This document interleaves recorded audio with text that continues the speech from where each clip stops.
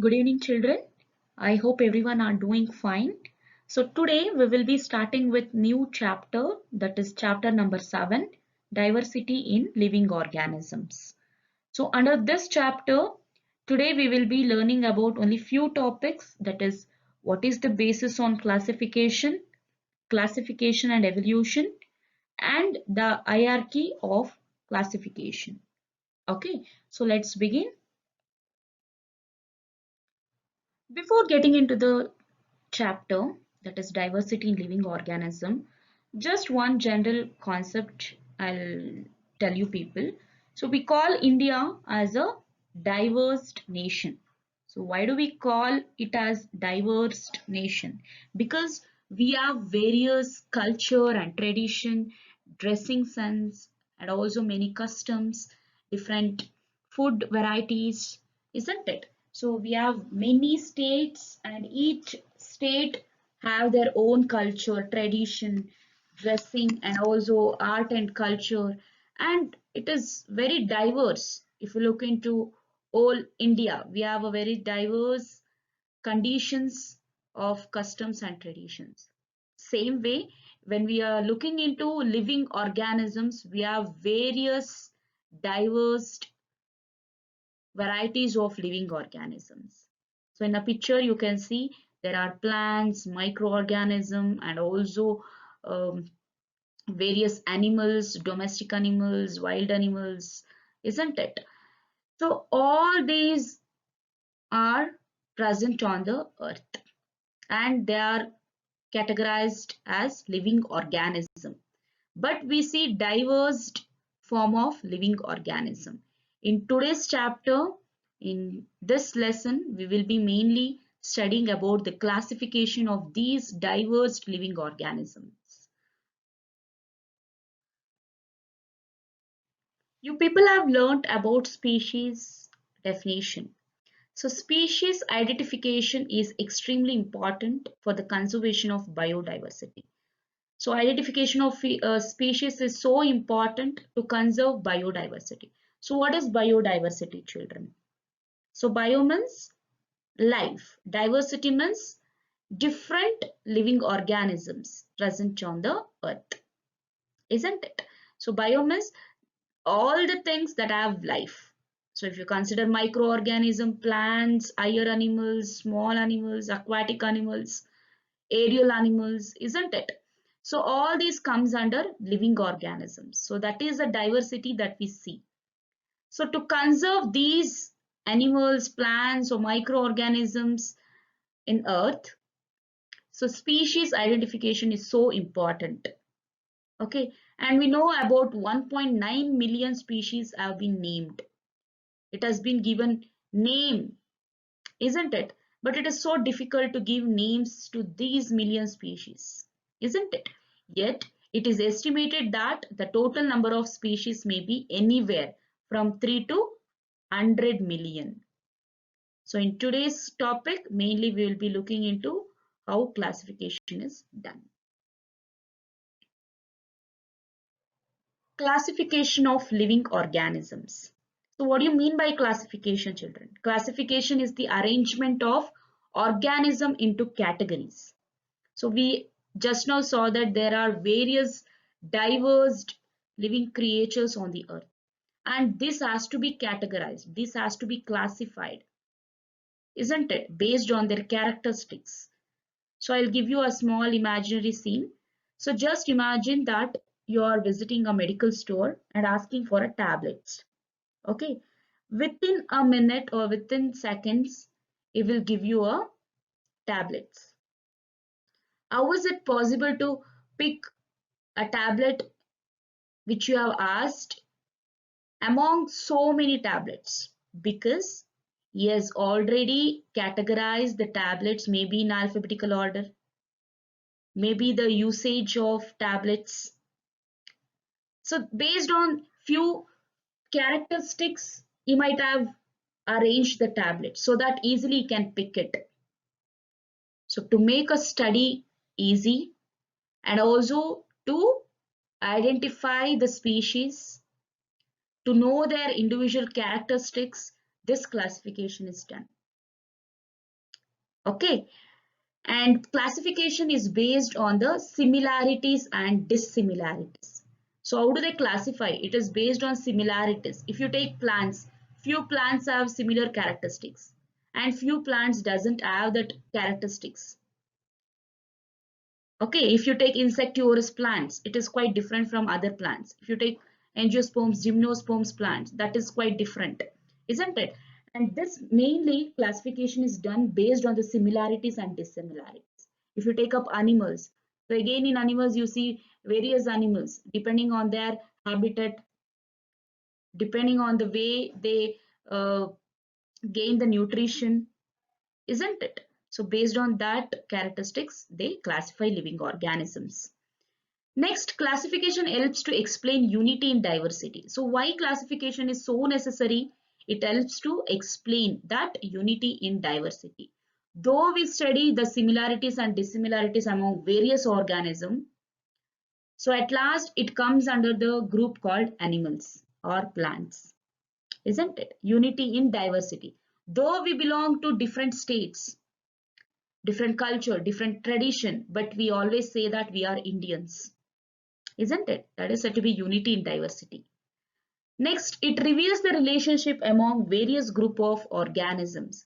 So classification always reveals the relationship among various groups of organisms.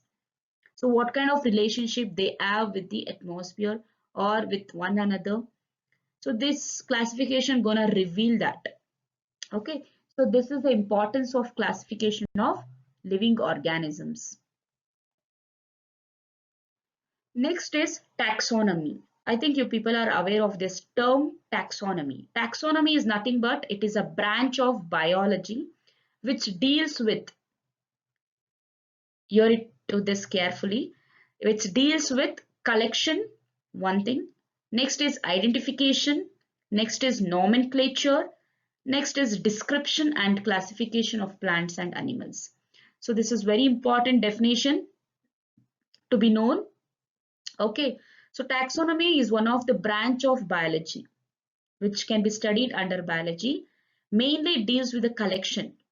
So collection of various living organisms and identifying them. So how do we identify whether it is a plant, whether it is animal, whether it is a microorganism? So that sort of identification. Next is nomenclature. You will get to know what is this exactly nomenclature means in the next slides. So we'll keep it aside. Next is description. So how do you describe when you see a dog, when you see human? How do you describe them?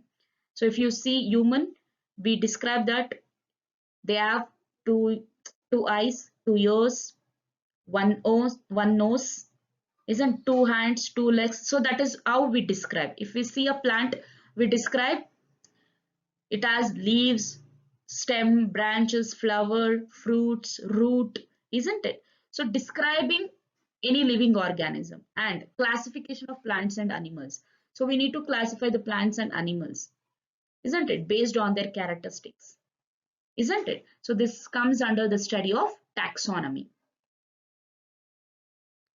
Next year, we will be knowing about a scientist who is called as father of taxonomy. Okay, so he is Carolus Linnaeus. So he is a Swedish naturalist who classified organisms into kingdom Plantae and kingdom Animalia. So kingdom Plantae is nothing but plants are grouped under this kingdom.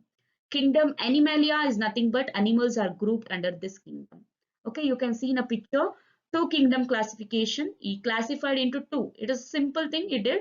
It classified the living organisms into Plantae and Animalia. That is plants and animals.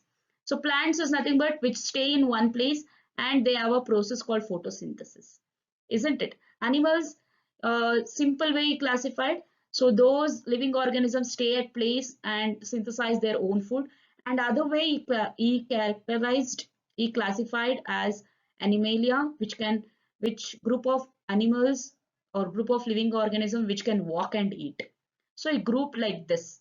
So he did two kingdom classification, that is Plantae and Animalia. Okay, so now the term nomenclature comes here. So where I've said exactly the definition of taxonomy.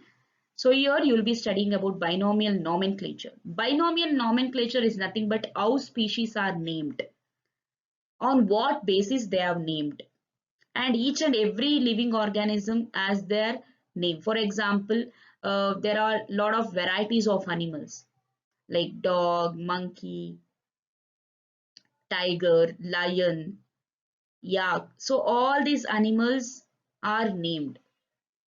Okay, and that naming of animals or how species are named is said to be binomial nomenclature. The name of a species is made by using two words. So one is a genus name and another one is species name. Okay, and common name here, for example, I've taken as monkey. Common name is monkey, so everybody know that. But what about scientific name? That is Rhesus macaque. It is also called Macaca mulatta. So this is a scientific name of a monkey. So did you ever know this? We just know that it is called as monkey, but look into scientific name, how unique and peculiar names is being given to animals, isn't it? And here you can notice there are two words. One is rhesus and one is macaque. Rhesus is a genus name and macaque is a species name. And this is how they name any living organism. Okay, then that is said to be binomial nomenclature. And this binomial nomenclature, as I said, it is a naming procedure for species. And they have their own rules in giving names to any species. Not everyone can give the names to animals or any species, or it's not generally a general name that is been given to every species. So there are few rules that has to be followed once a scientist give names to any species. Okay. So here there are rules of binomial nomenclature, very important part. Okay. The generic and species, the generic and specific name are Latinized or Greek words. So here the words, whenever they name any animal species, they pick up the Latin word or Greek word. Okay, whether it is a generic name or any species name, they need to be given in a Latin word or a Greek word. And genus includes physically similar species. So physically similar species. When you see anatomy of any animal or any species, so physically they appear same. Then it is named, then it includes a genus name. Okay, and genus name is always capitalized. That should be started with the capital letter. Okay, and species in the same genus are thought to be closely related. So species means it has to be closely related. Okay, a species descriptor is the second part of a scientific name. So it always should be a lowercase small letter and always follows the genus. After genus, exactly the species name comes. Okay. So here is a table of few common names for plants and animals and also binomial nomenclature, that is scientific name for following plants and animals. So let us see this table. So binomial nomenclature of some common plants and animals. So first we will look into plants. So here is a plant group or plant names, common names. Pea plant, everybody know, isn't it? Batani gida, alva. So pea plant. So what is the scientific name of this pea plant? Pisum sativum. So this is the scientific name. Next is onion plant, Allium cepa. Next is mango plant. It is called as Mangifera indica. Next is wheat plant, that is called as Triticum aestivum. Next is banyan tree, Ficus bengalensis. Okay, soya bean, Glycine max. Next is animals. Frog. So that is a common name. So what is a scientific name? Rana exada styla. Okay. Next is cat. Felis domestica. Dog. Canis familiaris. Housefly. Macaque domestica. Next is cobra. Naja. Naja. And common crab, that is fish, that is Cyprinus caprica, caprio. Okay, so these are the scientific names. It is very unique and peculiar one, but these names are given based on the characteristics by knowing few hierarchy. So let us look into hierarchy of the classification. So children, looking into hierarchy of classification, here I have taken an example of Homo sapiens. That means human is a common name and scientific name for us is Homo sapiens. And how we are given this, how we are being named in a scientific way, how we got a binomial nomenclature. So based on this classification, you can look into this. So based on kingdom, phylum, class, order, family, genus, species. So this has to be in particular order, same way. First comes kingdom, then phylum, class, order, family, genus, species. So keeping all this in mind, we have been named in a scientific way. Okay, so first is kingdom, and it includes the phyla with common characters, so that is animals. So we are known as a social animal. Humans are known as social animal, isn't it? So animals, why we are grouped under kingdom animal? Because organism which are able to move on their own. Yes, we are able to move on our own, even animals. So we are grouped under one category, that is animals. Okay, next is phylum. So we have a backbone. Agree? We are said to be vertebrates. Yes, animals with a backbone are grouped under chordates. That is phylum. Okay. So class, a group of related orders. That is mammals. Mammals means we have hair, isn't it? We have hair on the hands, on legs, isn't it? So and also milk glands. So female organisms bear a mammary glands. So that comes under class mammals. Next is order, closely related families that resemble in major characters, that is primates. So we have fingers to grasp something, isn't it? So while eating, we hold the food. So we have that ability in grasping food or anything to hold. So we have fingers, isn't it? So we are said to be even primates. Okay, that belongs to order. Next is family, that is closely related to genera. Okay, so that is hominids, that is primates with relatively flat faces and three-dimensional visions. So based on the vision. Okay, and genus, so that is closely related species with certain resemblance, that is said to be homo. That means we are hominids with upright posture and large brain. Yes, so we are not similar to animals in case of genus, because they don't have a upright posture, isn't it? And they don't have a large brain. But in case of humans, this is quite different with animals, isn't it? So species is all members with similar characters and can interbreed and produce offspring. This is more important. Species is more important here, and it shows how we are entirely different from animals. And we belong to same characteristics and can interbreed and produce offsprings. Isn't it? We can interbreed and produce babies, that is offsprings. But a dog cannot interbreed and give birth to babies, or we can't interbreed and give birth to puppies, isn't it? It is quite different. That is the difference between a species and other characteristics related to animals, isn't it? This is the hierarchy of classification. So children, here is a common hierarchy of classification in case of human as well as a buttercup plant. Okay, so usually this Homo sapiens is a genus and species name. We know that common name is human, and we'll see so which kingdom we belong and which phylum we belong. Okay, so Animalia belongs to kingdom, group kingdom, and phylum Chordata. Next is Mammalia, that is class, and order is primate, family is Hominidae, and genus is Homo, and species name is sapiens, and scientific name is Homo sapiens, and common name is human. In case of buttercup plant, okay, so it belongs to kingdom Plantae, phylum Angiospermophyta, Class is Eudicotidae. Next is order Ranunculales. Family is Ranunculaceae. Genus Ranunculus.